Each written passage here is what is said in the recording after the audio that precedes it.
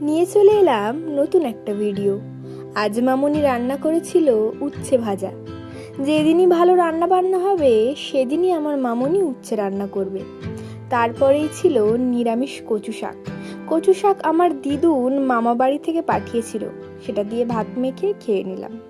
তারপরেই ছিল মাগুর মাছ আলু দিয়ে ঝোল। অন্যান্য কাঁটাওয়ালা মাছের থেকে এমন কাঁটা ছাড়া মাছগুলোই আমার বেশি পছন্দের। আপনারা কারা কারা কাঁটা ছাড়া মাছ পছন্দ করেন অবশ্যই জানাবেন। এটাকে নদীর কানমাগুর বলা হয়। এটা আমরা আগেও অনেকবার খেয়েছি। মাছটা খেতে ভীষণ টেস্টি, বিশেষ করে মাছের গার যে ছালটা ওটা তো ভীষণ ভালো খেতে। শেষ পাতে খাওয়ার জন্য মামুনি বানিয়েছিল টমেটোর চাটনি আর পাঁপড়। একটু পাঁপড় ভেঙে নিয়ে চাটনির কাজু কিশমিশের সাথে খেয়ে নিলাম। তারপর খেয়ে নিলাম টক দই। ভিডিওটি ভালো লাগলে অবশ্যই কমেন্ট করে জানাবেন। আবার দেখা হবে।